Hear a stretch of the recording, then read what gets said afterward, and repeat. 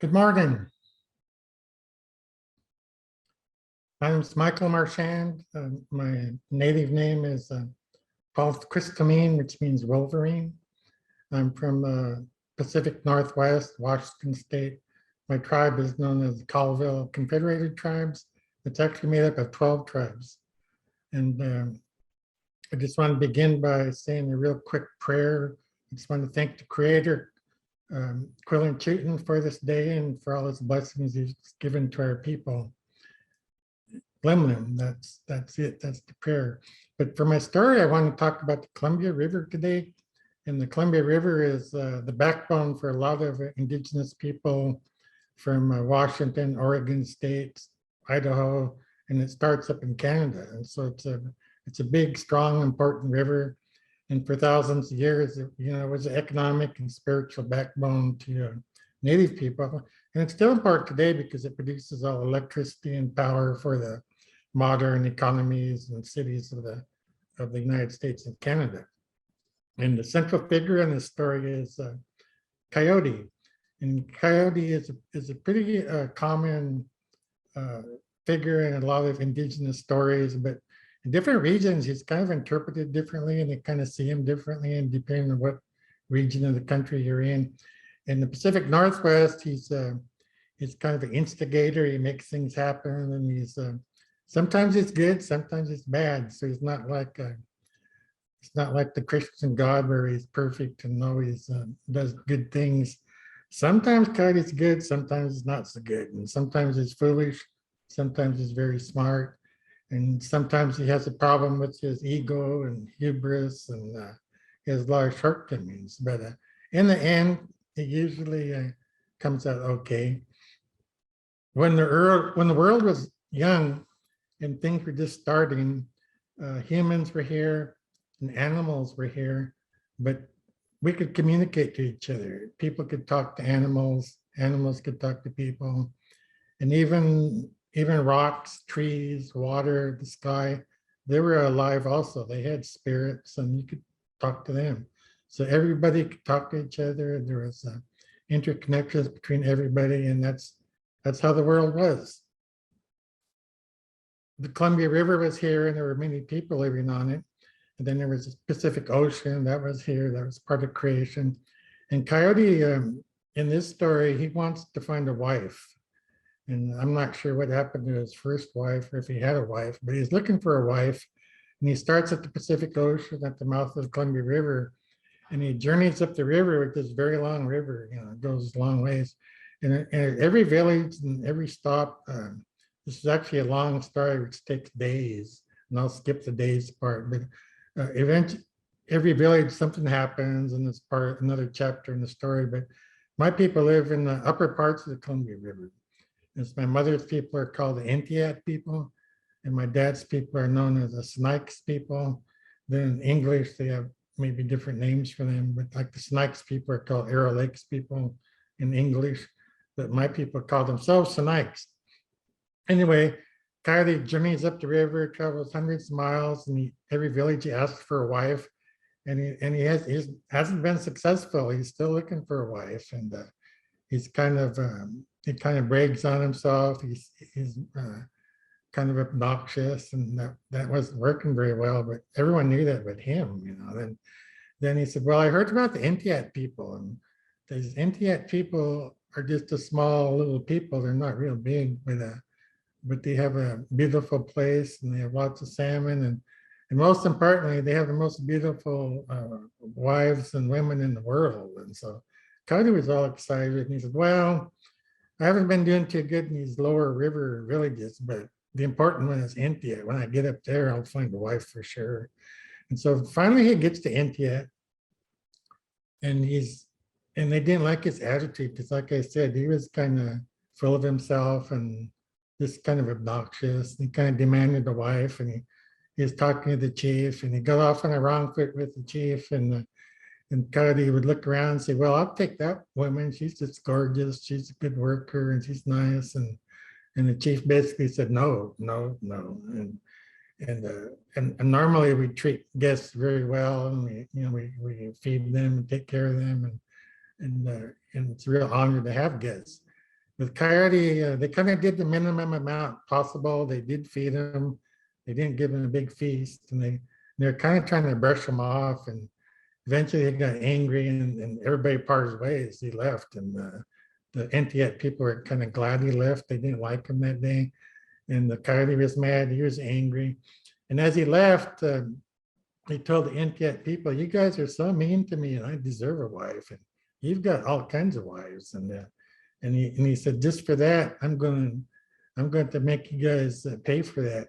And so I said, "From now on, your Entiat River, which was a good river," he said, "he's going to shorten it. And since you guys are so stingy, you guys are going to have the shortest river anywhere." And so if you look at a map today, the Entiat River is a very short river. And it's because Coyote was mad at them. And so that's what he did at the Entiat River. And the Entiat people are still there today, and they're thriving today. It's my mother's people, and apparently they worked it out with Coyote because they're doing quite well today. And so he kept going up the river looking for a wife, and he got to a place called Kettle Falls. It's a falls in the Upper Columbia River near the Canadian border, and he heard good things about these people too. And but he kind of changed his attitude. He kind of acted a little more civil and respectful, and he didn't quite act so obnoxious, and he is more low key, and he got along fine with the Arrow Lakes people. They liked him, and he was nice, and they kind of reciprocated their friendship. The Sinaiaks people had a big banquet for him, and they treated him like a king, and boy, he liked that, right? And so they had a big traditional dinner, which is kind of like a banquet. Today we have big banquets and tables and stuff, but in those days they sat on the ground, and they had mats on the ground, and people sat on they didn't have chairs, but they'd lay all the food out in these mats, and there was a protocol and ceremony for eating, and they started out with sacred foods. And sacred foods, number one sacred food is water. And then we'd go into wild game and plants, and there's, depending on the season, there might be 3 or 4 sacred foods, or maybe a dozen, but always the first thing in a formal dinner is water. And so they'll say a prayer, and then they'll say, "Okay, we can begin to eat." And they always start with the water, and it's kind of like a toast, sort of. Everyone gets water, and they take a drink of it, and they say, "Chush." Chush means water. And so that begins the dinner. And so like every time they have a formal dinner, they start with water. Anyway, he was there for a while, and they were getting along fine and exchanging gifts and pleasantries, and he got along good. And he did find a wife. The chief let him have one of her daughters, and her name escapes me at the moment, but things worked out good. He got a wife, and he was very happy, and the Sinaiaks people were happy with him. And as Coyote left, he said, "You guys treated me good. You know, you guys were very generous, and you treated me kind, and as a gift, he gave us the greatest fishery in the world. He made a great big waterfalls there, and it's just perfect for catching fish. And it was just perfect for trapping fish. They could set out a trap and catch a couple thousand salmon a day. And these salmon were like 20, 30, up to 75 pounds each. And so they were very wealthy in terms of salmon. And so it all worked out good. And so life continued. And that's kind of the story. He kind of kept going, and different things happened. But just to kind of close the story out, our people lived there for thousands of years. We were there before the Ice Age. And then in 1940, Grand Coulee Dam was built. And people were not consulted, local people, Indians or non-Indians, and the dam was built. And they basically killed the upper part of the river. There's no fish ladders, and it produces electricity, but there's no way for fish to get past the dam. So anyway, that's kind of the wrong way to do things. And now the river is a series of dams, and it affects the world. And these salmon from the Columbia River, when they spawn upriver, they go downriver, and they go in the Pacific Ocean. They catch the fish in California, Alaska, and we have fish that we've grown that are being caught in Japan. So they travel all around the ocean. So what happens in the Columbia River affects people in Asia, it affects people all over. And I think our people had a good understanding of that. like I said, they could talk to animals and plants, and they knew that was important. And I guess the one lesson that was important to us out of all of this is that it's very important for us to treat each other with respect. It's very important to follow these protocols, and ceremony is very important too. So for a lot of big life events like salmon coming or plants coming, we'll have big ceremonies, and sometimes they're pretty elaborate. But our belief is that if we respect these things, take care of our ceremonies and our traditions, that the world will continue to thrive. And when things go bad, it's because we're not following our ceremonies. It's because we're not following our important values. And it's like when the Antiochs were stingy, things went bad. But when the Snipes were generous, things went good, the world got better.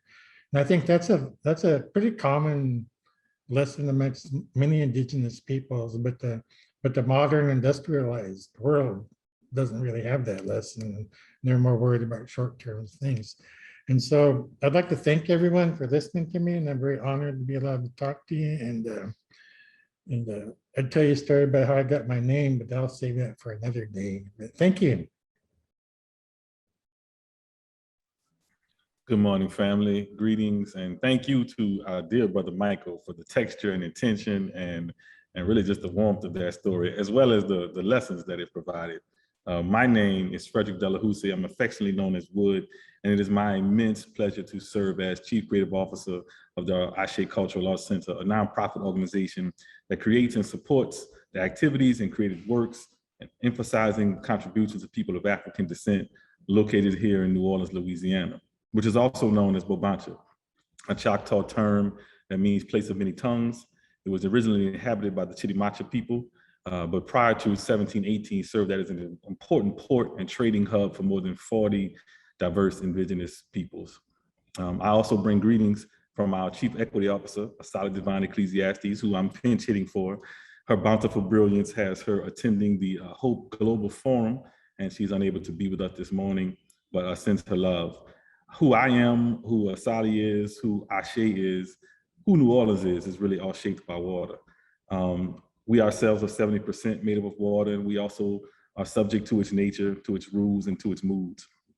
I welcome you this morning to experience this gathering with your whole self, with your heart, your mind, your spirit, and your water, that we may come to the place of healing, to a place of depollution, to a place of flow and ebb, of pools and lakes, rivers, oceans, tides, and the cells that are within us.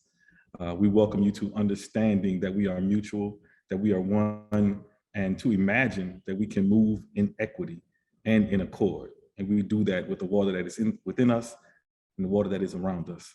So again, welcome to Imagine in America.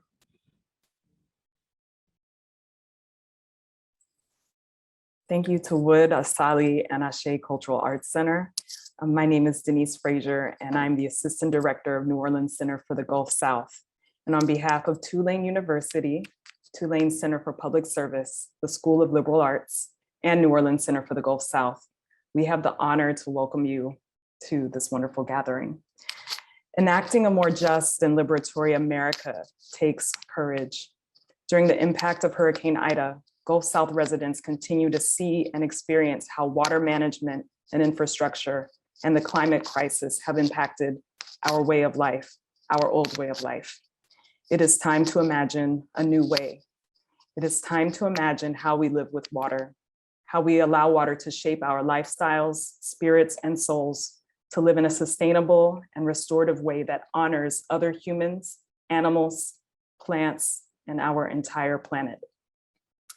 Imagining America in partnership with Tulane University promotes interdisciplinary knowledge-based scholars, interactions, and sensorial gatherings where we engage our bodies, hearts, and minds to inspire collective engagement and imagination into our green and watery futures. Through this work with IA, the Center for Public Service, A Studio in the Woods, Newcomb Art Museum, the Carolyn Barber Pierre Center for Intercultural Life, and New Orleans Center for the Gulf South, we have deepened our connections in our community, but also with the national IA community and consortium. Water delivers oxygen in our bodies and allows our cells to grow and reproduce. On a cellular level, our lives depend on our relationship with water. We invite you to enjoy the shape of us, waterways and movements, and allow the scholarly and sensorial revelations of this two-day experience to change how you understand water. Thank you. And now I have the privilege and honor to introduce Ms. Geneva Lebeouf, who will give the land acknowledgement. Ms. Geneva Lebeouf of the Pointe-au-Chien Indian Tribe, located on Bayou Pointe-au-Chien in Terrebonne Parish. She serves on the membership committee and is the representative serving on the Governor's Commission of Indian Affairs.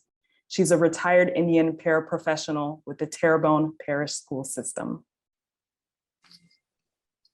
Good morning. Thank you to Nina and Aaron from Imagining America for inviting me to give some remarks and share a land acknowledgement at this important event. The Shape of Us, Waterways and Movement. My name is Geneva Lebeouf. I am a member of the Pointe-au-Chien Indian Tribe. My tribe is located in the southernmost part of Terrebonne and Lafourche parishes. Pointe-au-Chien is one of the oldest continuously inhabited communities in Louisiana. We continue to reside on the homelands of our ancestors, the Chitimacha, whose ancestral land spread. The water and land provided everything we needed to be a self-sustaining community: palmetto and mud and moss for shelter, cypress for pirogues or transportation, plants for medicine, and food from both the land and water. At one time, we planted many fields, trapped and hunted, and were skilled fishermen. We lived in unity with the land and waterways. Unfortunately, our way of life has been disrupted and threatened due to coastal erosion, saltwater intrusion, the sea level rise, which makes our community more vulnerable to storms and flooding. While we continue to fish, our ability to plant and hunt game is limited. On August 29th, Hurricane Ida made its second landfall in our tribal community, destroying most of our homes. Today, only 10% of our homes in our tribal village are habitable due to the devastating winds of Hurricane Ida. We have the responsibility to continue to care for our land, sacred sites, cemeteries, village sites, and fishing sites. And we continue to acknowledge and respect our ancestors who paved the way for us. Today, we honor our ancestors and our elders, and we ask everyone to recognize that this land provides life. And we need to heal our land and waterways and find sustainable solutions to adapt to our changing environment by supporting resilient homes that can withstand Category 5 hurricane force winds. It has been our custom to welcome others and share our knowledge, lifeways, and resources, while also providing for 7 generations to come. We have done this by forming alliances with neighboring tribes and welcoming newcomers to our area. We are all connected, and I am honored to share with you this morning and virtually welcome you to my homeland.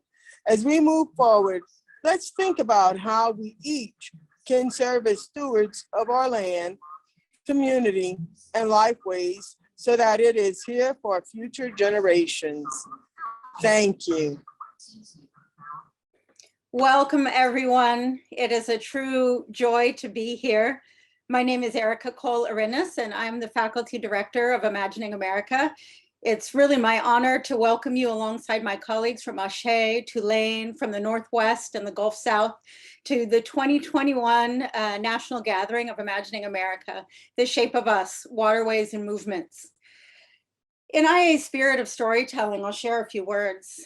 I grew up swimming in the Garcia River, otherwise known as Padahua to the Manchester Point Arena Band of Pomo Indians along California's Mendocino coast.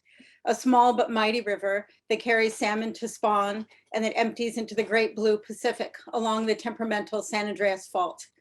I love nothing more than the cold plunge into her green waters, skipping over river pebbles and tadpoles. It's the place where I am whole. In Bell Hook's book, Belonging, she said that if one has chosen to live mindfully, then choosing a place to die is as vital as choosing where and how to live. For Belle, that means the hills in the back of her Kentucky home. I quote, a place of magical possibility, a lush green frontier where nothing man-made could run us down, where we could freely seek adventure. The Garcia or Padua is that place for me. In fact, my husband, Jose, who's tuned in this morning to the gathering, knows to scatter my ashes there if my material body passes before his. Only in the face of severe drought in California, that very river slowed to a stop this summer. My heart stopped for a minute too when I saw the stream struggle to flow over a bed of dry rocks. My grief made it hard for me to take that one last fall dip before saying goodbye for winter like I usually do, for fear of what I might witness there.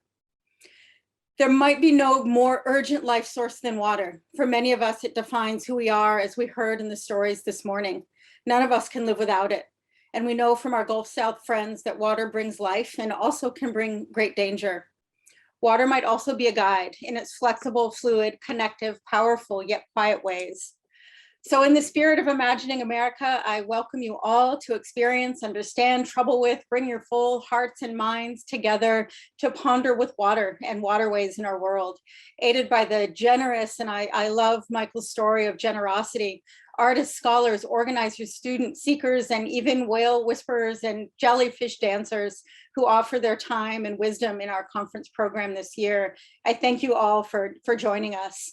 In fact, I think it's those of you who joined in this fierce collection of people that finally called the rain to Northern California. I look out my window at a beautiful light rain, and we're in day 2 of a 5-day pattern of light rain across our region. So I think you all called it here. So at this point, the only thing between you all beautiful participants who joined us today and this really fantastic panel we have is me. So I will now close and introduce our facilitator. It's quite an honor to have Robyn Rodriguez here to facilitate the conversation. So I will introduce Robyn, who will introduce our panelists. Robyn Rodriguez is a member of Imagining America's National Advisory Board. It's such an honor to have us in the Imagining America leadership. She is also a professor and former chair of Asian American Studies Department at UC Davis and the founder of the Bulason Center for Filipinx Studies. Dr. Rodriguez is an activist scholar, a writer, a teacher. Her work is driven by a commitment to the social justice movements of which she is a part. I have to say, Robyn is a true inspiration to me and a mentor, scholar, activist to many. So what a joy to have you here, Robyn. Thank you so much. And I turn it over to you. Thank you so much for such a lovely introduction, Erika. Magandang umaga or magandang hapon or good morning or good afternoon. On behalf of the National Advisory Board of Imagining America, I do welcome all of you to this year's national gathering. Our theme, as Erika has already stated, is the shape of us, waterways and movements, which complements the forthcoming issue of Imagining America's multimedia journal, Public. The invitation to all of us is to focus on a topic that is of urgent concern across political, economic, social, and environmental struggles for justice and equity: water. Reading directly from the call for submissions, quote, essential to all living systems, water scarcity impacts more than half of the world's population, with droughts and severe flooding predicted to displace hundreds of millions of people within the next decade. From Texas to India, South Africa to Brazil, global warming and rising water levels are destroying livelihoods, exposing failures in governmental policies and public services, and drastically reconfiguring relationships to space, place, community, and identity. Water often shapes who we are. Stories of the rivers, lakes, streams, and oceans that nurture and feed our bodies, hearts, and minds, and connect communities. Around the world, people are mourning and searching for new ways to relate to changing waterways. In the United States, water protectors at the Standing Rock Dakota Access Pipeline protests highlighted water's interconnections to health, development, environmental stewardship, and self-determination through the call to action that water is life. The call continues to reverberate across movements, from the food justice movement to the anti-poverty work of the Poor People's Campaign to water's emergence as a pillar for the movement for Black lives, newly launched Red, Black, and Green New Deal agenda. Water is central to the current US presidential administration's plan for a vast investment in America's crumbling infrastructures. Facing collapsing and changing water systems, what are the possibilities inherent in the chaos? How might we reimagine and reshape the ways in which we situate ourselves in relationship to water? End quote. Again, that's from our the call for public, and which is guiding our conversation today. Now, as a consortium of colleges and universities, Imagining America strengthens and promotes public scholarship, cultural organizing, and campus change that inspires collective imagination, knowledge making, and civic action on pressing public issues. And when it comes to the issue of water equity, we have the opportunity to intervene in vital ways. From my own institutional vantage point of UC Davis, which currently plays the host campus, or serves as host campus for Imagining America, the study of water, specifically water management, is currently organized in a way which reflects perhaps a broader trend across many research institutions across the country. Water tends to be treated as a commodity, and it is studied as a technocratic problem to be solved. Indeed, as a land grant institution, water management studies is often crafted as a complement to land management. In our co-authored introduction to an earlier issue of Imagining America's Public, faculty director Erika Cole and I observed, quote, "In as much as its status as a land grant university endows UC Davis with a mission to serve the public good, it is implicated in Native American dispossession. Meanwhile, serving the public good has sometimes meant the bolstering of the agricultural industry, while the region continues to be defined by migrant farm worker poverty." Now, based on my recent work with the Central Valley Empowerment Alliance in Poplar, California, for example, the agricultural industry is responsible not only for migrant farm worker poverty, but indeed generalized poverty for many who live in the region. That we start this year's gathering with water stories from those who connect to water, not simply as a commodity, but with a sacredness that recognizes the bounty, the life that water makes possible, is to press upon and reshape dominant approaches to the study of water in universities. To shift how scholars in particular, given that one key project for IA, or Imagining America, is to incite institutional change in the university, I take a cue from community and cultural leaders who opened this day and who will speak on this panel with my own water story. And as you listen, I invite you to consider your own and encourage you to share it. As a social scientist, as a sociologist, as a scholar, to start with the self, with an individual story connected to a broader collective story, is often not seen as a legitimate or valid starting point for knowledge production. But it's precisely the way, in my view, we must start if we are to radically shift the praxis of research toward more liberatory approaches to scholarship. My ancestral roots are in the Philippines, an archipelago, a country whose shape is ultimately defined less by land, but by water. It was the trans-Pacific travels of European explorers, namely Ferdinand Magellan, which brought my people under the yoke of Spanish colonialism. The very name of the country, the Philippines, derives from the name of King Philip. The Spanish galleon trade would bring some of my ancestors to the shore of what we now call the United States on October 18th, 1587, and is part of why many of us celebrate Filipino American History Month this month. With the waning of the Spanish Empire and the rise of the American one, the US would set its sights across the Pacific to the Philippines to establish its first and only colony, now neo-colony in Asia. Ships would sail from San Francisco Bay to Manila Bay. My people's anti-colonial revolutionary efforts would be literally drowned with water. Water torture was invented in the Philippine-American War against those of my people who rose up in resistance to American colonial rule. Many of the other tactics used against our freedom fighters were those that had been perfected against Native peoples and campaigns of white settler continental imperialism by US soldiers who earned their stripes in the so-called Indian Wars.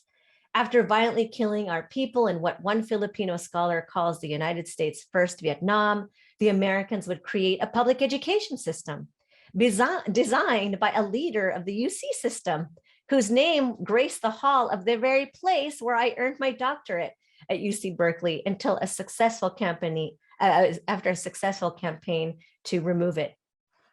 The Americans created a schooling system to win the hearts and minds of the colonial subjects who remained alive after the brutally deadly Philippine-American War. Decades later, this system would inspire my own parents to immigrate here, especially in the context of the rising dictatorship of Ferdinand Marcos, backed by the US in the 1970s. My parents' first home in the United States was in Pacifica in the San Francisco Bay Area. By design, I think. My father loved to be close to the ocean. The waters of the Pacific made him feel connected to his homeland and has always been a source of solace for our family. I would go on to try to understand what explained the global dispersal of the Filipino people when I went to graduate school. From migrant activists I work with, I learned that Filipinos, as a people who live in what some call one of the natural disaster capitals of the world, Filipinos are forced to weather brutal hurricanes and typhoons with far too much regularity. Filipinos are constantly struggling against the deluge of water that come from these storms and are forced to migrate abroad to live and work. It was my work with activists that alerted me to the issue of climate refugees and migrants. It was a typhoon that brought my own son, Amaro Kaya Canam Rodriguez, then 21, a mixed race Black and Filipino community organizer who, after leading a successful campaign against gentrification in his hometown of Oakland, would perform a reverse migration of sorts to return to his maternal ancestral homeland, the homeland of my parents, to serve Indigenous communities on the island of Mindoro. He went there to provide support for Indigenous Mangyan communities in the wake of a typhoon in late 2019. He would then be stuck on the island through the early part of 2020 due to restrictive COVID measures imposed by the Duterte regime, which has weaponized COVID as a means of quelling political dissent. But Amaro would end up staying on to help the community in their long struggle at recovery, and he consequently died as a consequence of food poisoning, as flooding damage spoiled food and water supplies. He died in August 2020 at the age of 22. From my institutional site, a land-grant institution where those who are especially focused on the study of water do not study or teach humanities or ethnic studies, do not have frameworks to even begin to grapple with the lived experiences of my people and many of the people gathered here, including our panelists, to tell our tales of water, is to center those of us that academia has often failed to serve. What would it mean to be like water as community-engaged research practice? What kinds of insights might a water story like my story, like our stories, raise? How might we be guided by an approach shaped by the qualities of water? To be like water in our research is to approach social problems, not as experts with the answers to all problems of being pliable to the knowledges of those closest to the problem. It is to fit within the context of the space we work in partnership with communities. To be like water is to be transparent as scholars, to write in ways that help to clarify versus obfuscate, as academic language often does. To be like water is to be moved as water does, especially the ocean's water with its constant ebb and flow. It is to be moved, it is to feel so deeply as to allow ourselves to be moved, to have watery eyes, to be moved to tears as an expression of deep emotion, compassion, empathy, and great joy. Water is how we express our humanity. To be like water is to be fluid and to approach our understandings of people as non-binary, intersectional beings. To be like water is to be expansive about our understandings and make connections at a global scale. Indeed, to be like water is to privilege a form of connectedness away from the connection related to land, which is oftentimes the primary modality of thinking in the modern nation-state system, which is implicated in the history of white supremacy, racial capitalism, and empire. These are but a few ways I'd like to invite my fellow colleagues to consider how we might approach the study of water, as well as how we center water as a research praxis, which is inspired from my research water story and which connects to the work of humanities and critical ethnic studies scholars who are introducing new approaches, such as archipelagic and oceanic frameworks or concepts like Tiffany King's concept of the shoal as an offshore geologic formation that is neither land nor sea, a metaphor, mode of critique, and methodology to theorize the encounter between Black studies and Native studies, and arguably other communities of color.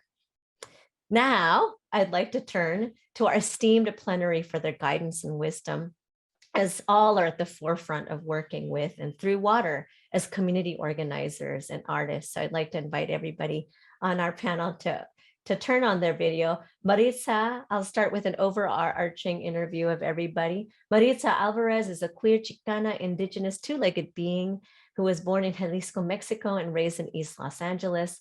Maritza organizes and supports all media projects with Sacred Places Institute for Indigenous Peoples and organizes on issues around water. Thank you for joining us, Maritza. Jessa Calderon is a Tongva, Chumash, and Yoeme songwriter, poet, hip-hop artist, performer, hypnotherapist, massage therapist, energy worker, who also offers guided meditations. By offering tools, Jessa encourages our community and youth to find their healing mentally, physically, and spiritually through her words, music, and practices. Jessa has worked with community and youth from many nations, helping them find themselves while helping them to feel good about themselves. Monica Lewis-Patrick is an educator, entrepreneur, and human rights activist.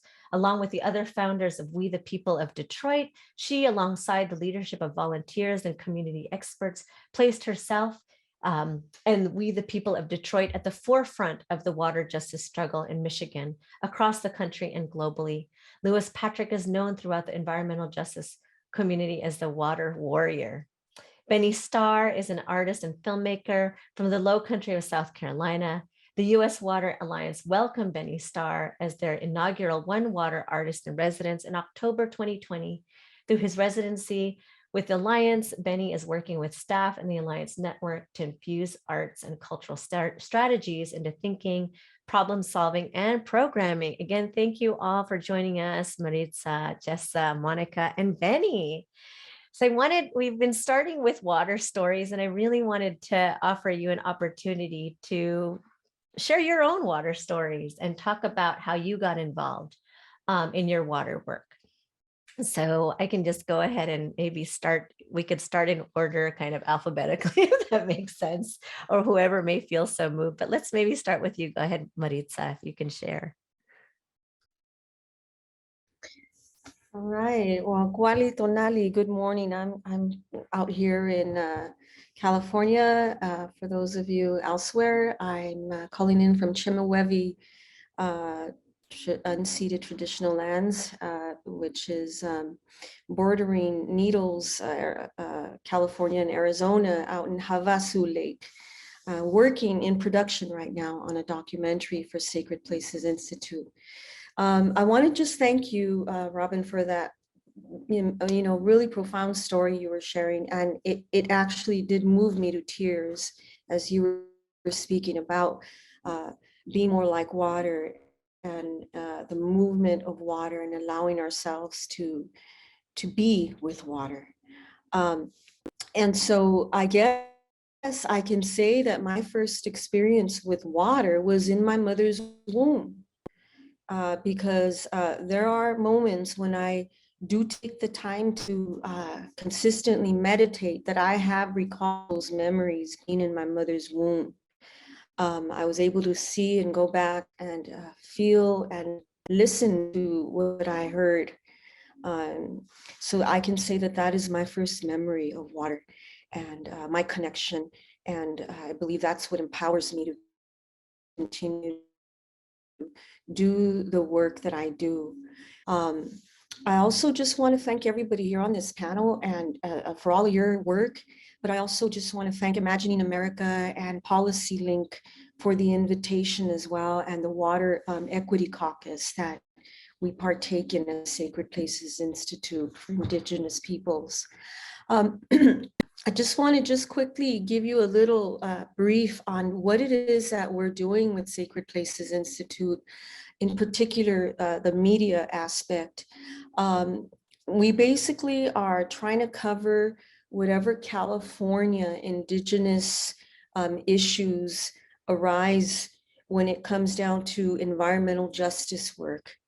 Too often, we may hear, or you may have heard, many have not heard of California Indigenous tribes.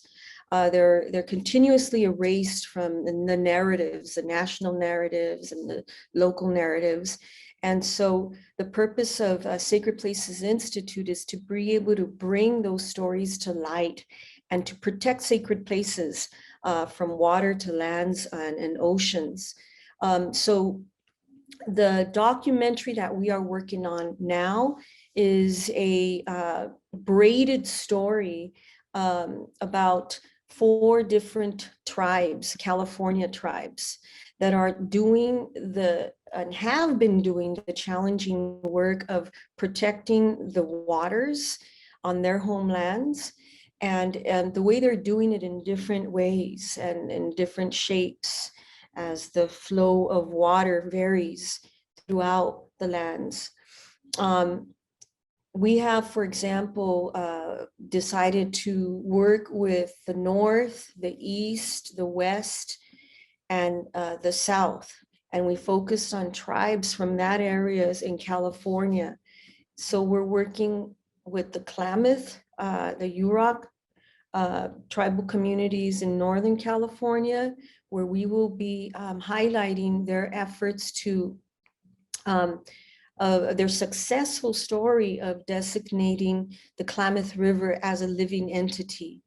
As well, we are here now in Havasu Lake with the Shemewevi, as I shared earlier, where we have elders who have been so generous with their time and demonstrating to us the way the land originally was before the dams and before the marketing and consumeristic mentality of capitalists and settlers out here who have redirected the way the water should naturally flow.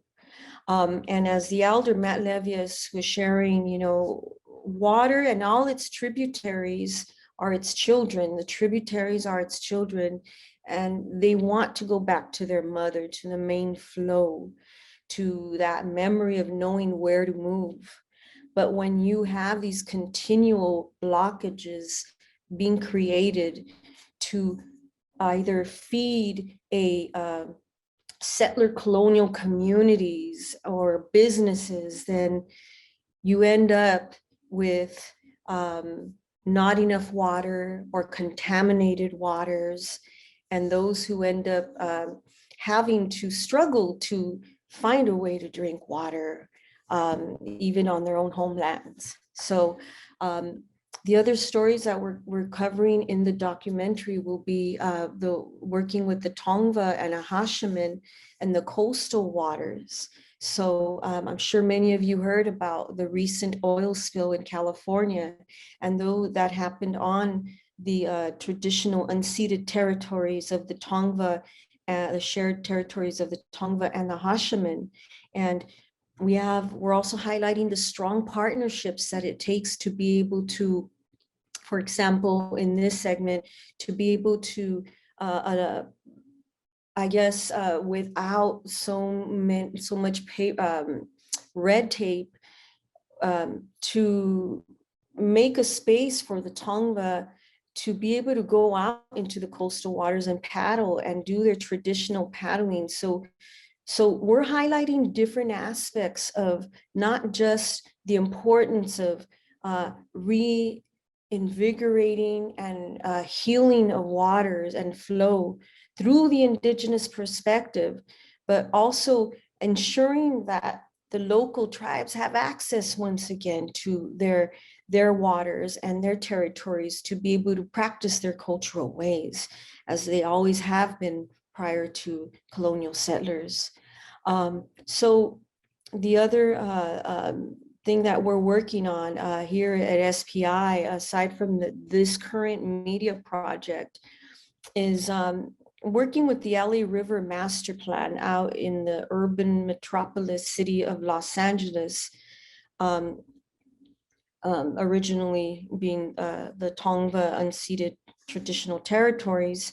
There's the LA River that has been blocked and contaminated, highly contaminated. And although the county is doing a lot of work to try and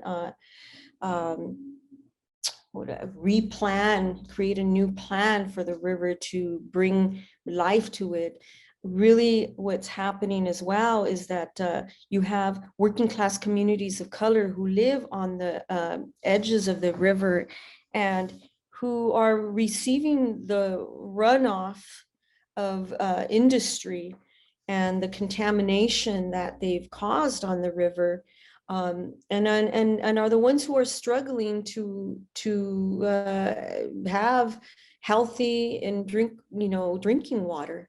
So what we're doing at SPI is we're contributing and we're sitting at the table, during those LA River Master Plan meetings to ensure that, there isn't, again, this erasure when it comes to Indigenous voices and water planning.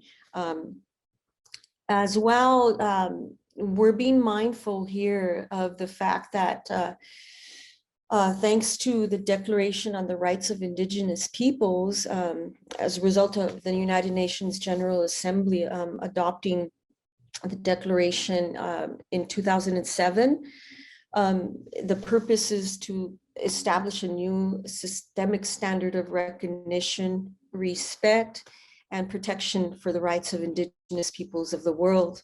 So based on that, we have the Resolution 42 in California that also declares the rights of Indigenous people, and it helps to move legislation and endorsement of the principles based on UNDRIP, the United Nations Declaration on the Rights of Indigenous People. So what we do at SPI is we're really trying to utilize all the tools that we have to be able to ensure that the needs and the voices of local Indigenous peoples are heard and at the table when it comes to water, because you all already know the dire situation that we're in. As well, you may have recently heard about the report with regards to the Colorado River and the fact that parts of California, relies on the Colorado River, and I believe 4 other states or 5 other states, and they're going to be impacted in ways that they have to begin to reduce their intake of water. And that happens because there's this mentality, as you all know, that water is not to be respected. And because it's a commodity, you could just turn on the tap and it can run forever. Whereas if you look at generally communities of color, we don't really have, and working class communities, we don't really have the luxury to be wasting water. But in Indigenous communities as well, we understand that you can't take water for granted, because she is our life, she is our relative. And when there's no connection there of that understanding, when there's no understanding of that connection there, like true understanding, when you repeat water is life, that's good. But do you really, really know what that means? And do you feel it and understand it in your heart and in your spirit? Do you know exactly what that means? Because once you do, then you would know that even when you turn on the water to drink some water in that morning, you're giving thanks for that water. And then you're being mindful how much you're turning on in the shower, and because it's the flow of life, and you're just letting it all go down the drain, literally, right? So that's basically what we're doing in a nutshell here with SPI. And there's definitely a lot more to share. And we just want to thank all of the Indigenous elders and communities throughout California that have been doing this work forever, ever since the Spanish and the Mexicans and and all the traumas that have been lived and exploitation of the lands and the waters. So we just want to make sure that we're able to create these media stories told by their voices, the voices of those in struggle to protect the waters for all. Thank you so Bless much. Kamachi. Thank you so much for sharing your water story, Maritza. I'm going to go and invite actually Monica, if you can share your water story and the work that you're doing, just to kind of shift geographic sites across now to the Great Lakes. Monica? Yeah, for us, and thank you so much, Latina. A lot of the work that we've done at We the People of Detroit was really through a place of trauma. It was connected to massive water shutoffs since 2009. We have seen over 171,000 households shut off from water. There's an estimated 2 to 3 persons residing in each one of those homes. We know that the demographics of the city is one, that it was a city built for 2 million people. We now have a roughly estimate of about 725,000. And when you break that down, 40% of those households are living in abject poverty. 60% of those households are headed up by single women with 2 to 4 children, not only caring for those children, but other members of their families. And then 70% of the people that work in the city of Detroit don't live here. And so that on its face is a tax drain on the city of Detroit. And so many people have been led to believe that this contrived bankruptcy was somehow about righting the financial wrongs of the city, that somehow Black folks just woke up one day and stopped paying their bills. And really what was happening is that for the last 50 years, there has been a divestment in water, but we had to connect those dots for ourselves. We couldn't figure out why in the world would you create a public health crisis that would actually exacerbate the conditions of poverty in your community. We could not understand why in 2016 and then going into 2018, you shut off 100 schools because of lead toxicity, and you hide those results for 2 years because of political positioning and other agendas.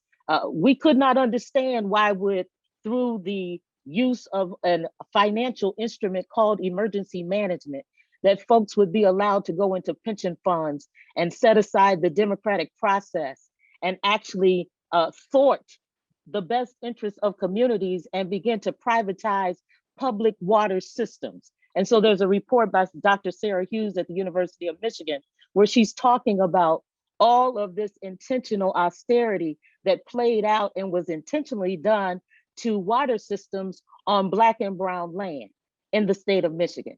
So it's no accident that you have seen a contrived bankruptcy that took over and regionalized a water system that was providing water to 40% of the state of Michigan.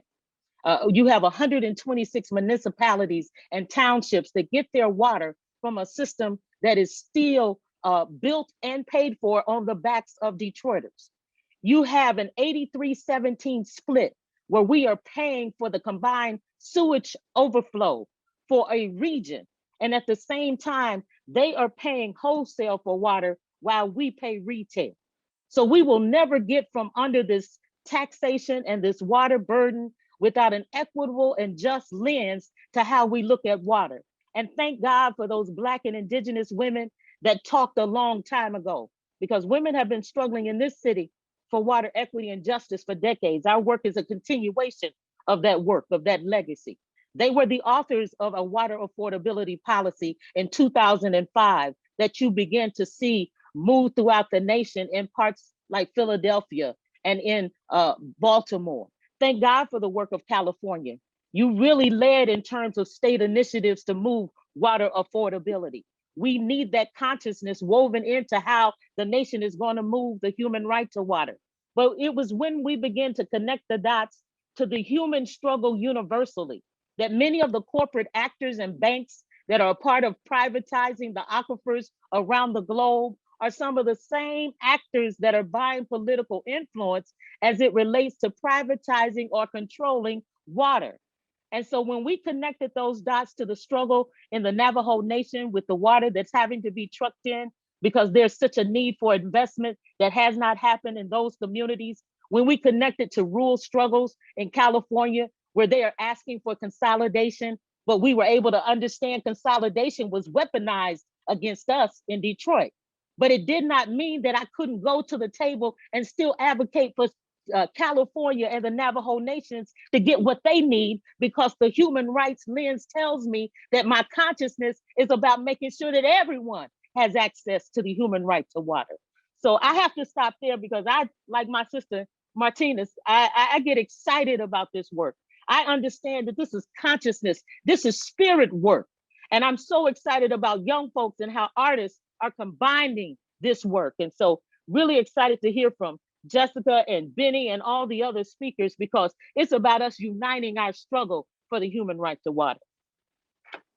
Thank you for that invitation, actually, Monica, because I think we've been hearing a lot about sort of what are some of the major issues and some of the ways in which folks are trying to address that. But definitely, you know, wanting to turn to Jessa and Benny to maybe share, you know, the sort of work that you're doing, especially kind of in your context as, you know, healers and artists. Jessa, if you wanted to go ahead and take that, and then we can kind of move to Benny from there. Yes, so Ashe thank you. Jessa Calderon. I am Tongva and Chumash. I am of Southern California descent. I don't speak for all Tongva people, and I don't speak for all Chumash people with what I am about to say. I only speak from my own personal experiences as well as my perspective. I am a paddler out on the ocean, so I do paddle with my relations. We have shared a lot of sacred space out on the ocean, both with the Tiat as well as the Tomol, which is the plank canoe for our people. So we travel out in the ocean all the time. We travel out to, with the Chumash family, our island of Limu, which has forcibly taken on the name of Santa Cruz Island. And as we paddle out in the ocean, we're taught that every pool is a prayer. So we're out in ceremony when we're in the ocean. We are ceremonial people. And it's sad to say that every time there is an oil spill, which does happen too many times than it should never happen. There should be no oil drilling, but every time that it happens, it pulls us away from our religious rights. It harms our relatives, right? The dolphins and the sea kelp, which is also a food source for not just the ocean relatives, but ourselves. And so on and so on. It's such a disruption of connection in the way that we live in this modern day and age. And so what I do in my work is I help to paint a picture in the mind's eye of what we're actually doing, because it's really easy to continue to be disconnected when you don't see what's going on, right? And we're so conditioned to just work the 9 to 5 and not pay attention to the fact that I would never drink the water in my sink that comes from my tap, right? But I don't associate that with the fact that it's because my water is contaminated. I just go to Walmart or Target or Whole Foods or, you know, wherever my choice of or preference for shopping is, and I purchase gallons of water, or I purchase, you know, packages of plastic bottle water, or I have a Brita, right? But I never associate this with the fact that I am participating in contamination of the earth and the water. And so I would like to actually read something that I wrote for you all. As the original stewards of these lands, we had and have a special relationship to our ancestral homeland. Yet, much like the earth beneath the concrete, we seem to be forgotten. There can be no talk of history, of our homeland or waters, both fresh and salt, without mention of our people. Our people used the waterways as a means to travel. We tended, maintained, talked, and thanked our waters and lands, as well as did controlled burns on our land. When outsiders came, they thought we didn't know how to care for land because we weren't farming. Those people took, tilled, depleted, contaminated our lands and our waters.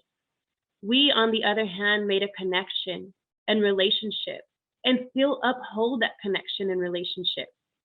The outsiders, however, stand in our way of regenerating and healing the harm done to our lands and waters, as well as ourselves in so many ways. They fail to understand the relationship between the river rocks, the water plants, the roots of the plants, the salmon, as well as all other life in and around the river, including us, as thriving together and being one big ecosystem. Now, we are dying together in one big ego system. How can we reverse the damage? We need allies, and we appreciate our allies. As a good ally, it is more than a land acknowledgement. It is more than a check on the box. If the Native people who are ancestrally connected to the area are not at the table, but you are, you can ask why and demand that we be involved. You can uplift our voices, bring us to the table, welcome us to include our history, and help us decontaminate in our way of choosing with our consent and sign off of every move made. Help us get our teachings of connection to the earth to the youth so they don't grow to damage and contaminate. Pay us for our time and knowledge. Vouch for us to acquire land back, including around the rivers where we have always gathered. Being an ally requires dropping the ego and understanding that the healing needs to happen with the Native people and the land and the water together. For we have all been raped, depleted, conditioned, controlled for as many generations as the outsiders have been here and forced themselves on us. When the Native people, plants, and waters have been healed, the harmony will create a ripple effect. Thank you. Thank you so much, Jessa. Wanted to turn to you, Benny, kind of picking up on some of the things that Maritza talked about at the very start, especially kind of the work she's doing as kind of as part of a cultural front for this movement for water equity. If you can maybe share your work as an artist in advancing water equity. Yes, definitely. My water story, just hearing these water stories, my water story, I think kind of stretches across space and time a bit. I think about my ancestors who were brought through the ports of Charleston, where at least 40% of enslaved people were brought during the slave trade, in the American slave trade. I think about my ancestors in the small town where I grew up at, Pineville, South Carolina, a small town between Lake Marion and Lake Moultrie. I think about my literal ancestors who dug through their ingenuity and enslaved labor, dug out miles of canal that connected the Santee River to the port of Charleston. Otherwise, there was no connection between the middle of South Carolina out to the ports.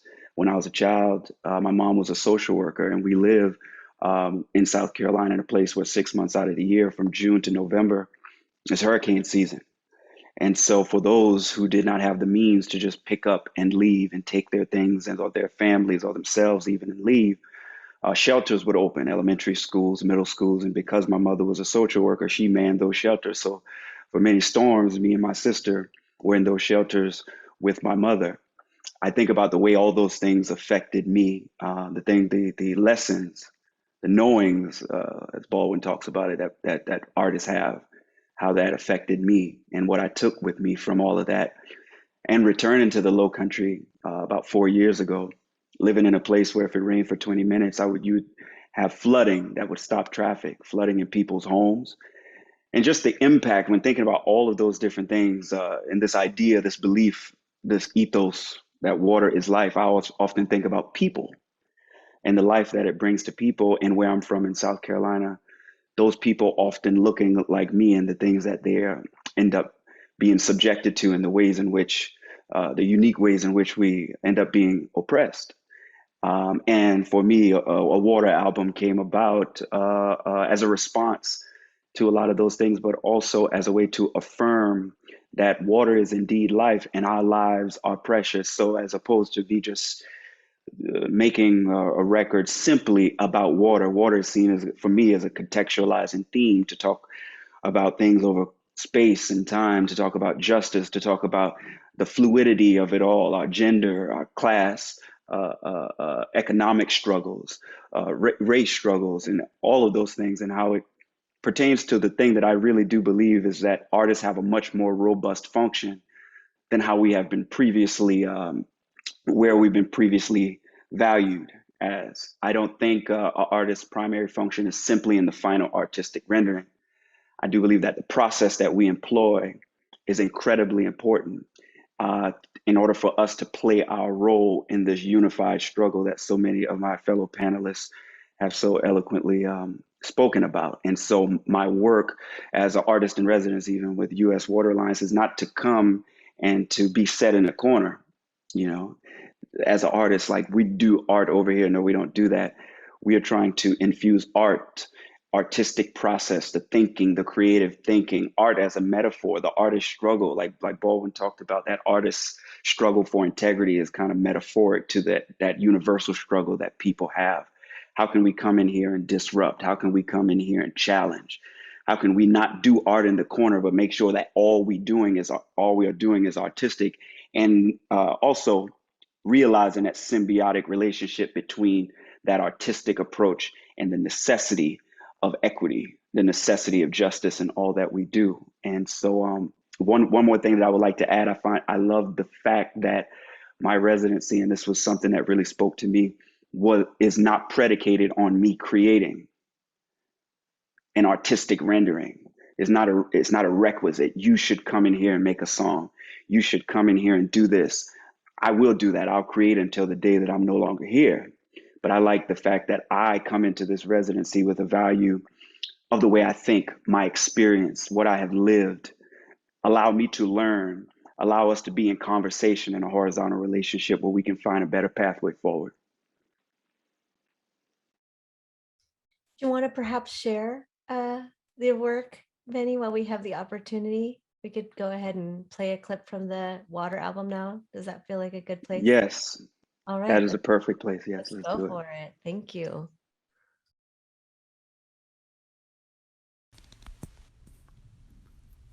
You know, if we're being honest, I have a need to feel and to create and then to be felt. Growing up where I grew up, in Pineville, in the low country of South Carolina, water had such a profound impact on our traditions and the culture, well, you know, what we ate, how we lived. Water is the life force, is rebirth and renewal. You know, it's real spiritual. And water also takes the form that it needs to take in order to do what it's purposed to do. And as I'm here in Charleston, in a city that's literally underwater, a city that in many ways has been the gateway to the Black experience in America, with so many of its people still under the thumb of oppression, there is no more perfect metaphor. For me, it's not an absence of fear. It's embracing the fear, using it to go forward. It's not an absence of love, pain, strength, or vulnerability, but it's embracing all of it, owning all of it, and using it to push forward.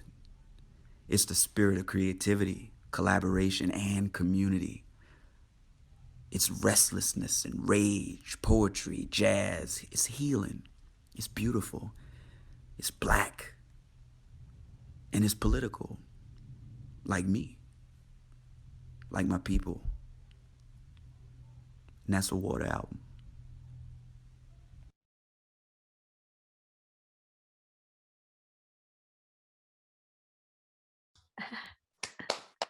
Thank you so much. So moved by that. Thank you, Benny. You know, one of the things I think that I was really struck by, you know, this whole idea of kind of artists kind of sitting in the corner. You know, I often think about academics kind of sometimes doing the same thing, you know, and kind of being in the corner and kind of observing and not always part of these kind of processes or kind of in the work of change in really explicit and intentional ways. And I wanted to actually invite you, Monica. I know that you have a little clip that you wanted to share where it feels like that, you know, there's some invitation there for how, especially since so much of what we do in Imagining America is to challenge academia, the institution of the university, to rethink kind of community engagement or to even center community engagement. Maybe perhaps, Monica, this might be a good time to be able to share that so we can start kind of thinking about what does that all look like? You know, especially that in the main, a lot of the folks who are in the audience are coming from these institutional spaces.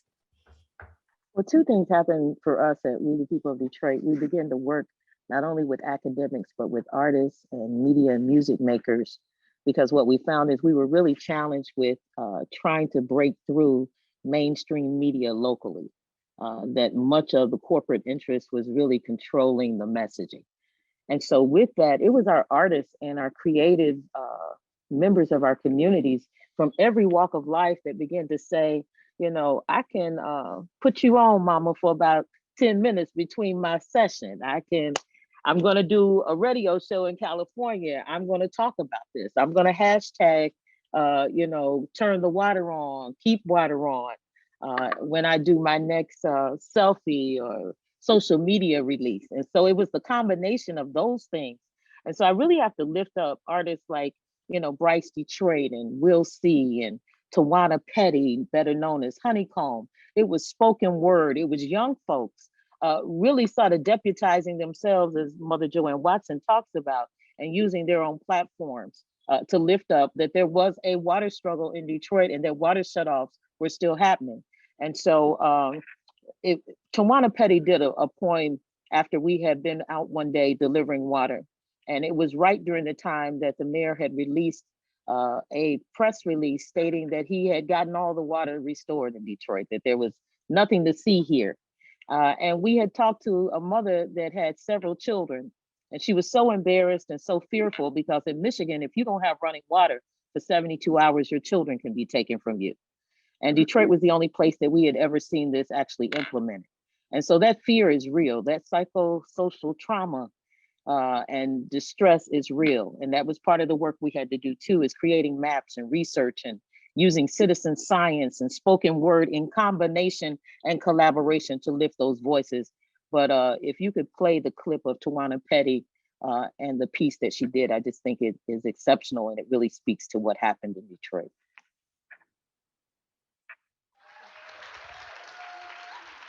Now we done come together, who would have thought?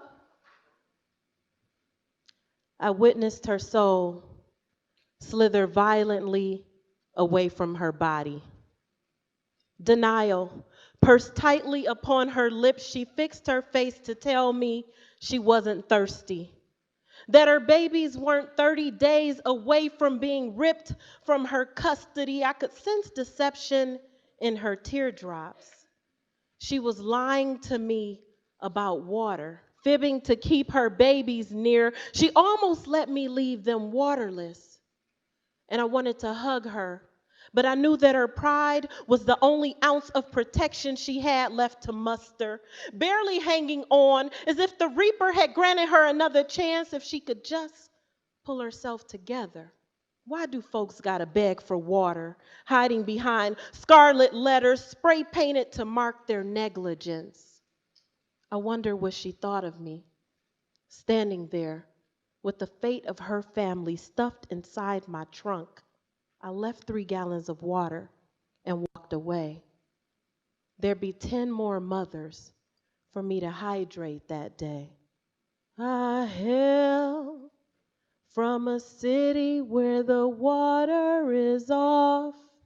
45 from Flintstones where they picking us off. They thought they had us cornered, but they pissed us off. Now we done come together. Who would have thought? How y'all doing today? Welcome to Detroit. Or as we would say, what up, though? That's Honeycomb, that's Tawana Petty, the artist. Hydrate. Yeah, no, thank you so much for that, Monica. It's been so moving to see your work, Benny, to see the work that's been done there in Detroit too, Monica.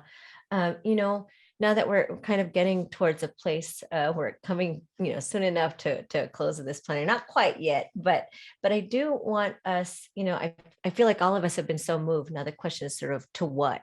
And I think one of the things I wanted to pick up on with you, Maritza, you had raised it in some of our preparatory kind of conversations in preparation for today, you know, maybe inviting folks to think about how to reframe, especially now in the context, you know, we're I'm coming to you from California. You're working in California in the context of, real scarcity with respect to water and the drought. How to reframe, especially kind of, here we feel moved, we're hearing what's happening around water inequities.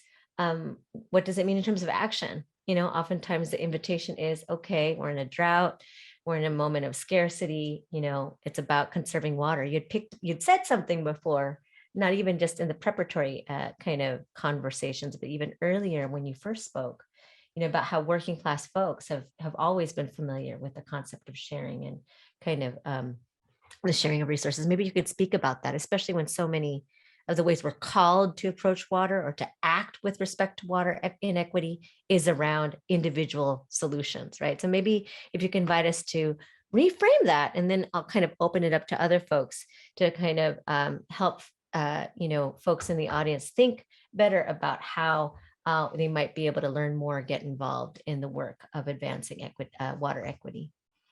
But maybe again, starting with like reframing the calls to individual action. Yeah, thank you, Robyn. Yeah, I mean, basically, as we listen and we hear about these campaigns that are a lot of them probably state or federally financed, where you're now reaching to communities to be more conservative about their use of water. And, to an extent, that's very understandable. We have to be. But as I was sharing earlier, as communities of color, working class communities that now live in these urban metropolis areas or even outside of the urban areas, already we have to be mindful of how we use water, because there's affordability, there's costs. Could you even afford to have a big water bill? I know my parents were very, very strict with that. Like, there was 8 of us, 8 kids in one home. So it was like, we had to be very mindful of that. But then I asked myself, that should also go across to these corporations that are wasting water. And it doesn't, that's where the inequity is, for me at least, because are they held up to the same standards? And, they're wasting water, letting it run off, contaminated. Are they being held responsible for cleaning up that water? And that needs to happen more often than not across the board. So it's really important, this is a little bit of a sidetrack, but it's still connected in that I wanted to begin with, when I shared earlier about the media projects we're working on, one really important film that was created by Anne Marie Mendoza and her brother Isaiah Mendoza, who worked with SPI, and they're of Tongva. And they created a really important film called The Aqueduct Between Us. And it's an Indigenous California Indian perspective about LA water, and basically examining the settler colonial hegemony of the city of LA and its municipal water institution, the different departments, the systems, the LA Department of Water and Power, how it's employed to understand the impacts of erasure also for two tribal communities, the Tongva, the original peoples, as I said, of the LA Basin, and the Owens Valley, the Paiute, Numu, who are impacted by the construction of LA aqueducts. So when it comes to equity, again, it's connected. If you look at this documentary, it does an exceptional job. They do a wonderful job of highlighting the inequities and why is it that you got to grab water from traditional indigenous lands and then you sell it and to feed the urban cities of LA, and now the Paiute communities has a dry lake.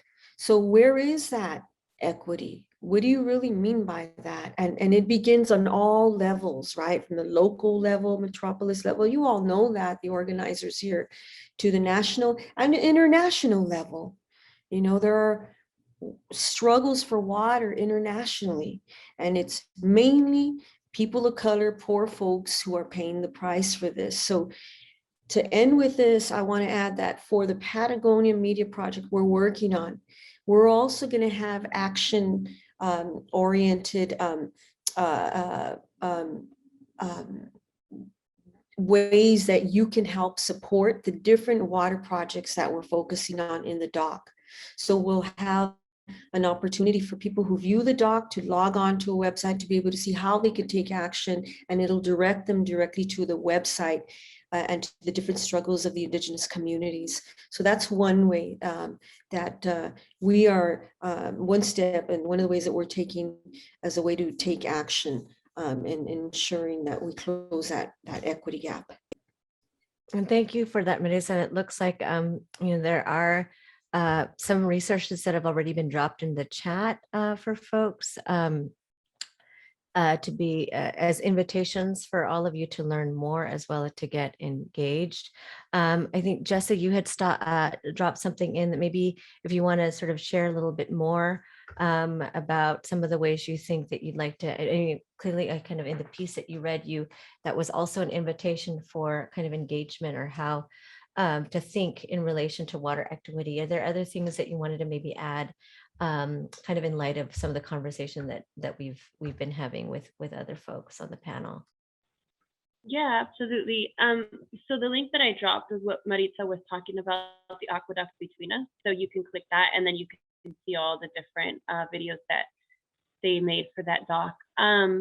But, I know due to colonization and, the fact that we are all now stewards of these lands, of Indigenous lands, we can't go backwards into, exactly what it was. But there are things that we can consider as community, talk amongst each other as community, and, really do what's best for the earth despite rules, regulations, and laws, because we know that rules, regulations, and laws have always been meant to keep us Indigenous and BIPOC communities down and others paid. So we need to do away with that understanding and conditioning and really think about, okay, well, there's now apartment buildings in place. There's now houses put in place. There's now, buildings put in place where people work. And so how can we as community come together and figure out ways, preferably not by big plastic containers, maybe by way of utilizing the earth, such as, clay pot with the traditional, plant put into these to keep it sturdy, and figure out ways to start collecting water as they come off of the roof, right? So that every building, every household can collect their own water, which we can feed our plants. We can give back to the earth, as well as figure out a safe way to condition this water, to heal this water, to allow it to go into the household, and kind of begin redeveloping, because even these water pipeline systems that are in place in Los Angeles are over 100 years old. They have been breaking over the last couple years, right?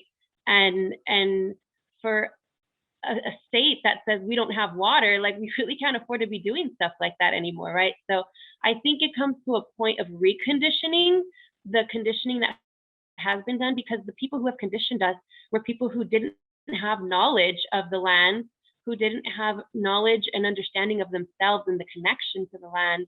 And so they've caused destruction. Now that, as a community, now that we see that their way was the wrong way and the Indigenous way was in fact the right way, let's start to incorporate that to the best of our ability, right? So that we can safely create a better future for not just the Indigenous children of this land, but all of you who call this land home, and your grandchildren, right? So that's what I'd like to add. Thank you. Thank you, Benny. Did you want to maybe add some of your thoughts as we come to a close to this panel? Yeah, sure. I would like to say that I think art is one of the natural predators of power. And I think when we talk about this robust function of art, that it is a natural predator of power. And within that robust function as well, we narrate, we score, but I often encourage my fellow artists and creators to make sure that we are not trading power for visibility. So utilize art, utilize our process, utilize the symbiotic relationship between art, principles of equity, and justice to make sure that we are doing the things that so many of my panelists have alluded to. How are we creating a powerful movement? How are we able to better organize ourselves, better support ourselves, better collaborate in order to fight alongside and for and with, while democratizing that power, fighting for the people who we know are going to feel the brunt, feel the worst of these things. The water struggles are very different as you go to different regions of our country and regions of the world. But if water is life, all of these issues deserve priority. All of these issues are important. And let art and let all the many functions of art in our process and our thinking and everything look to dismantle, look to keep power in check, look to be a predator of that power, and look to enhance the ways that we collaborate and see one another, feel one another, and keep us tethered to this life. So inspiring. That's like a mic drop moment. Like, do we art is the natural predator of power. So inspiring. You know, I'm kind of toying with what to do. I want to be mindful and respectful of time because we do have such a incredible program. So I don't think I've had any questions that have been dropped in the chat apart from just lots and lots of affirmation. And of course, for those of you who have tuned in as participants listening, there is quite a bit in the chat, just resources that all of the panelists have shared so that you can learn and engage more. Actually, I'm wondering if it might be a good time to go ahead and turn to Erika. Thank you again, everyone. Round of applause for everybody for taking the time to join us here today, for sharing Robyn, do inspiring you us. have a second to show the video that was done in collaboration with national partners and policy links? I think so. I think we're still okay. I mean, yeah. Okay. Yeah, it's some incredible people that also Awesome. along Yes, with the thank you people for that, on this Monica. panel. Let's do that. And That might be a great way to thank you close so out much. transition. Thank you.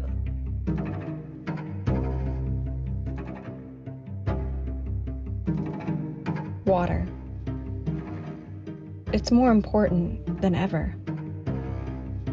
But millions of people across the United States struggle to access safe and affordable water. Lawmakers in DC could ensure access to water regardless of ability to pay, but they're fumbling. Congress has no room to fail. Communities of color have been disproportionately affected by COVID and continue to be disproportionately by paying some of the highest water bills for water they cannot drink.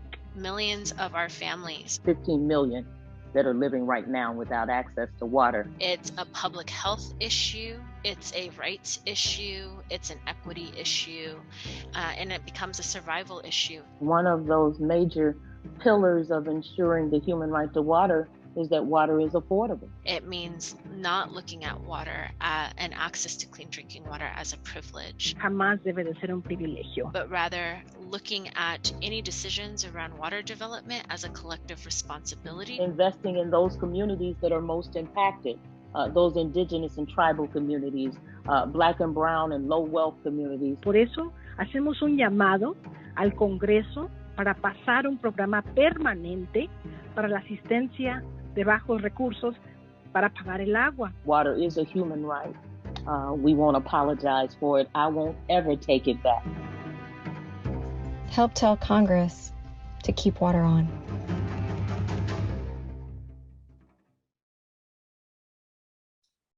Thank you. Thank you again.